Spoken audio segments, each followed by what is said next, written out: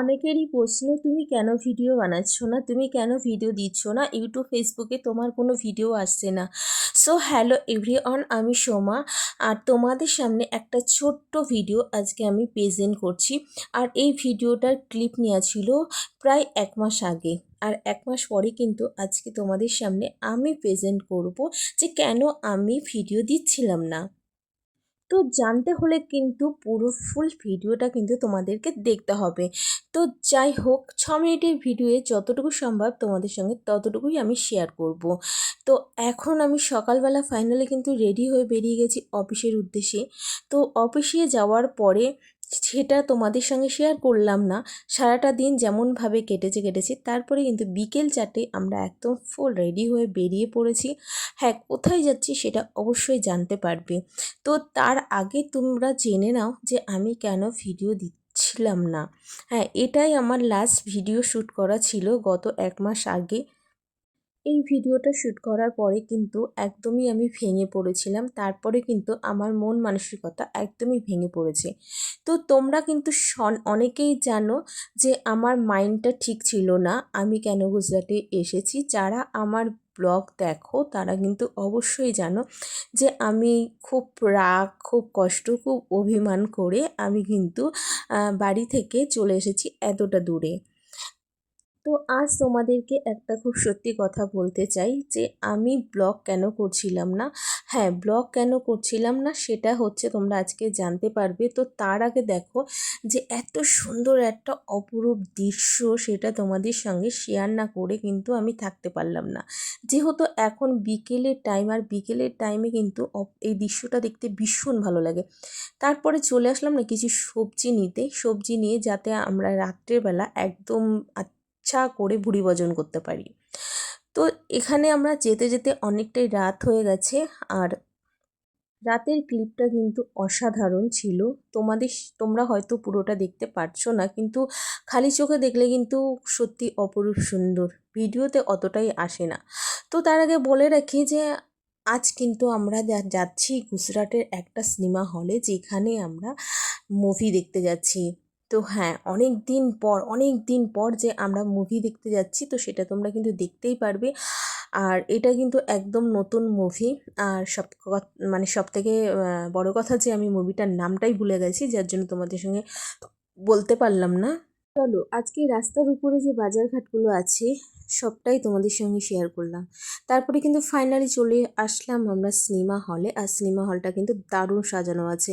তোমরা হয়তো এতক্ষণে ভাবছো যে সারাক্ষণ কি এরকমভাবেই সাজানো থাকে আর কি, এনি টাইম? না গো, এনি টাইম সাজানো থাকে না, কোনো একটা অকেশন ছিল এই দিন, যার জন্য কিন্তু সিনেমা হলটা সাজানো ছিল। তো যাই হোক, আমরা ফাইনালি চলে আসলাম কিন্তু মুভি দেখতে। আর মুভির যে প্রথমেই যে শুরুটা কিন্তু দারুণ দারুণ ছিল, অসাধারণ। তোমরা কিন্তু অনেকেই মুভিটা দেখে বুঝেই গেছো যে এটা কি মুভি। হ্যাঁ, কিন্তু সরি যে আমি তোমাদেরকে নামটা বলতে পারলাম না, আমি ভুলে গেছি, যেহেতু গত 1 মাস আগেই মুভিটা দেখে এসেছি, যার জন্য কিন্তু আমি এই মুভির নামটাই ভুলে গেছি। কিন্তু মুভিটা ছিল অসাধারণ। তোমরা যেটুকু ট্রেলার দেখছো সেটুকু দেখে যদি বুঝেই যাও, তাহলে অবশ্যই কিন্তু মুভিটা একবার হলেও দেখে আসো। আমি জানি ইউটিউবে কাজ করতে গেলে নিয়ত কন্টিনিউ ভিডিও আপলোড করতে হয়, কিন্তু সেটা আমার পক্ষে একদমই সম্ভব হয়ে উঠছে না। যাই হোক, এবার আসি তোমাদের আসল কথায়। তোমরা অনেকেই জানতে চাইছো যে আমি কেন ভিডিও দিচ্ছি না। সত্যি কথা বলতে আমি এখানে কাজের জন্য এতটা ব্যস্ত হয়ে পড়ছি যে যার জন্য আমি কোনো ভিডিও তোমাদের সঙ্গে শ্যুট করে দিতে পারছি না, বা আমি কি করছি না করছি তোমাদের সামনে কোনো কিছুই প্রেজেন্ট করতে পারছি না। তবে তোমরা যদি বলো যে আমরা বড় ভিডিও চাই না, ছোট ভিডিও চাই, তো ছোট ভিডিওর মাধ্যমে তোমাদের সামনে শেয়ার করতেই থাকবো যে আমি কোথায় কি করছি। এটা সত্যি কথা যে সত্যি আমার মন মানসিকতা একদমই ভালো ছিল না, খুব ভেঙে পড়েছি আমি। আর এই মানে ভেঙে পড়েছিলাম, সরি। তো এখন আমি কিন্তু অনেকটাই ঠিক আছি, আমার মাইন্ড এখন অনেকটাই ফ্রেশ আছে। সত্যি কথা বলতে আমি এতটা দূরে এসে নিজেকে কন্ট্রোল রাখতে পারছিলাম না, ধরে রাখতে পারছিলাম না, মন মানসিকতাটা একদমই ঠিক ছিল না।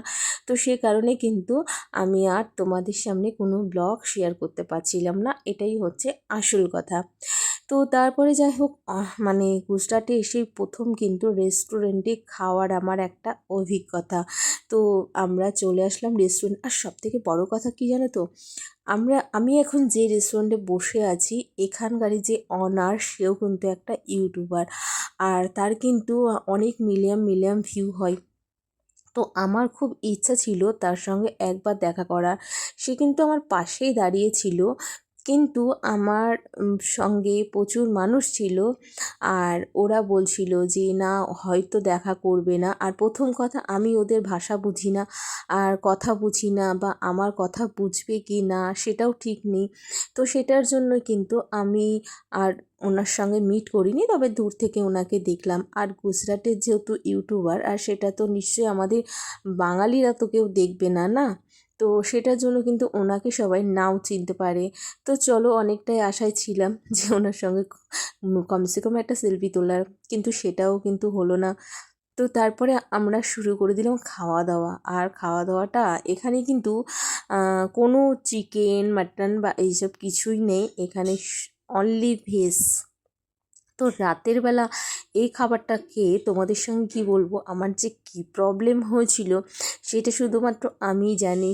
এই খাবারটা খাওয়ার পরে আমি 2 দিন অসুস্থ ছিলাম, আর 2 দিন অসুস্থ থাকার পরে একদমই মন খারাপ হয়ে গেছিলো, তারপরের থেকেই ব্লগ বন্ধ করে দিয়েছিলাম। সো গাইস, আজকের ব্লগটা কেমন লাগলো অবশ্যই তোমরা কমেন্ট করে জানিও। আর থ্যাংক ইউ সো মাচ ভিডিওটা